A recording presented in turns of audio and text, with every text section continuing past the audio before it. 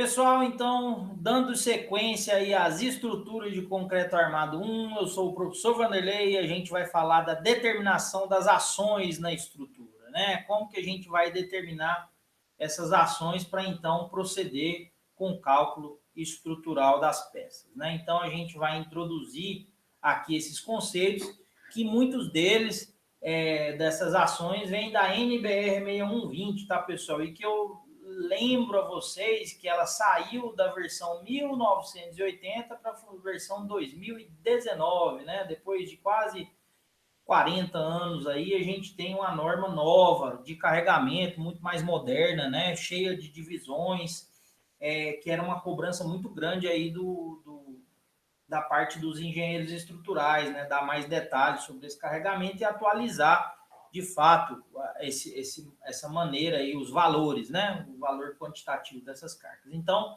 essa aula aqui ela vai se ater bastante à NBR 6120, que é um dos trechos aí do nosso capítulo 3 do livro aí.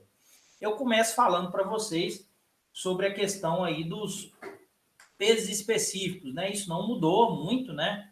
Mas vocês vão perceber na leitura do livro aí, que tem réplica do conteúdo da norma, que existem agora subdivisões interessantes que facilitam o trabalho do engenheiro, né? Mas quando a gente fala de concreto armado, nós vamos seguir esses dois valores aqui, ó, 24 kN por metro cúbico para o concreto simples, né, o CS, e o concreto armado 25 kN por metro cúbico, né, a questão da densidade aí aparente, tá bom? Então, além disso, essa carga aí, a NBR ela traz para a gente também, como na versão de 1980, as agora cargas variáveis, né, os valores dos Qs, tá? Que a gente vai calcular. E nos nossos exemplos aqui nós vamos utilizar o Q para as edificações residenciais aí, que vai ser um dos nossos focos aí sempre nos nossos exemplos, tá bom? A norma, uma das novidades dela lá é que agora você não vai precisar ficar mais chutando carga de telhado aí, né? Ela tem uma parcela dela lá que vai falar, né?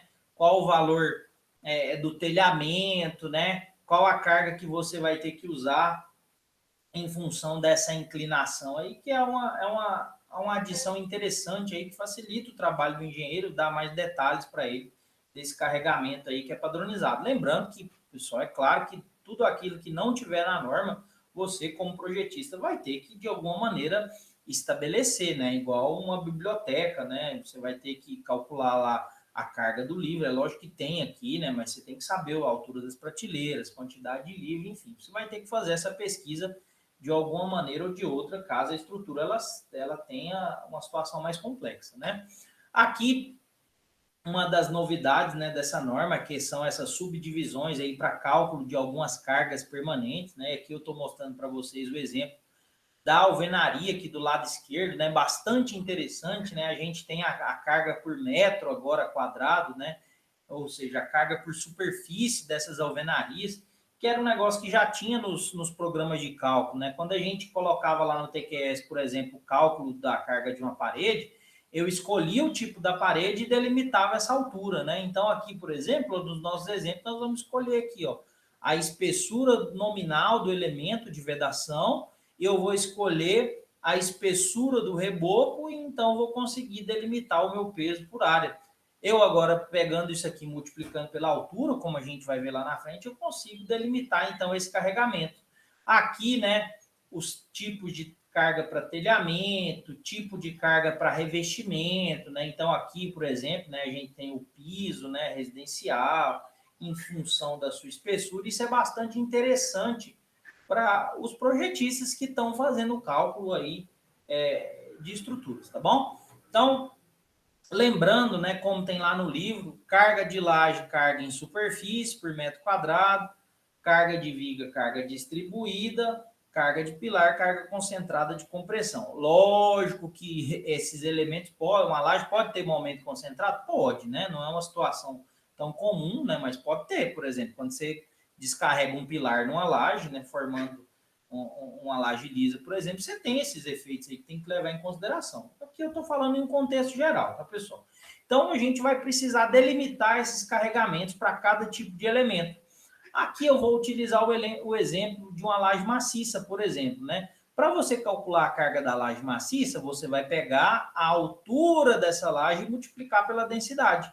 Densidade a gente já viu, né? Concreto armado é 25, né? A gente já sabe, né? Então, multiplica pela espessura da laje, você vai ter o peso dessa laje em quilonewton por metro quadrado. E aí a gente vai aprender, no final desse capítulo 3 aqui, a tirar esses esforços dessa laje, né? Aqui eu também deixo um exemplo para a laje nervurada, pegando aí do catálogo da empresa Atex, tá? A gente consegue delimitar o peso próprio em função aí da altura da forma, tá? Então a laje aqui, ó, a cubeta padrão aqui, ó, 60 por 60, a gente consegue delimitar em função da altura aqui o peso próprio dessa estrutura, tá bom? Em quilonewton por metro quadrado. Você vê que o próprio fabricante ele já faz aqui para a gente em função da área, porque é em função da área que a gente vai delimitar esses carregamentos aí, tá bom? Então, olha só, uma particularidade do cálculo da carga de alvenaria em cima da laje é a questão da direção, né? Então, quando a gente estiver falando da carga de alvenaria em cima da laje, a gente vai ter que delimitar a direção da peça. Então, nós vamos verificar se essa peça é armada em duas direções ou uma direção, né? Se for armada em duas, pessoal, é muito comum que os engenheiros façam da seguinte forma aqui, ó. Pega a carga total e divide na área da laje, tá? Então, quando você tiver uma laje lá quadradinha, armada em duas direções, que a gente está chamando aqui no nosso conteúdo de LA2D, né? A gente pega todo o peso dessa laje, ou seja, perímetro, altura, espessura e densidade da alvenaria e divide pela área da laje, ou seja, distribuo todo o meu carregamento em função dessa área. Laje maciça, tá, pessoal? Quando a gente fala de laje nervurada, soluções em grelhas, como a gente comentou lá no começo do capítulo 3, é bem comum a gente fazer isso aqui por regiões, né? Os programas de cálculo, eles fazem isso de uma maneira mais precisa. Porque isso aqui, de fato, é uma simplificação, né? Se, por exemplo, você tem uma carga, uma laje, né? Sei lá, 4 por 5. E aqui tem uma alvenaria. Só nesse canto aqui, essa região aqui, ela não vai estar tão solicitada quanto essa, né? Então, os modelos de softwares aí de projeto, eles vão ter essa precisão um pouco maior aqui do que o cálculo manual. No manual, a gente pega e divide tudo, até porque quando vocês aprenderem o cálculo por tabela, não vai ter como você calcular a sua laje por região, né? Isso aí vai ser um pouco difícil de se fazer. Quando a gente tem a laje armada em uma direção, né, o LA1D, que é a denominação que a gente está usando, ou seja, lambda maior que 2, nós vamos ter que ou considerar a minha laje em função, a minha alvenaria em função da direção LX, ou paralela ou perpendicular.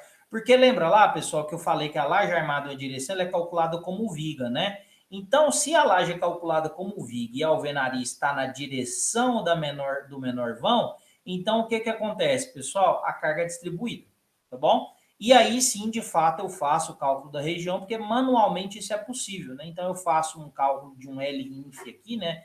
Ou seja, uma largura de influência, então essa região B terá a carga da alvenaria, enquanto essa região A não terá a carga da alvenaria. Então essa aqui é a formulazinha, né? Basicamente, é distribuir na área, né? Distribuir na área de influência aqui, sendo que essa área de influência aqui é a espessura da alvenaria mais a espessura da laje, tá?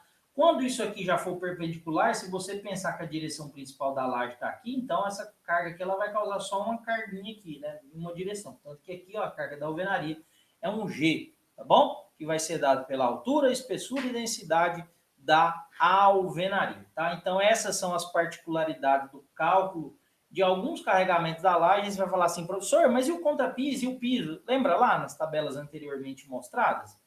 Se a gente olhar aqui, ó, carga por metro quadrado, já está pronta para a gente, né? Não precisa fazer muita força para calcular, né?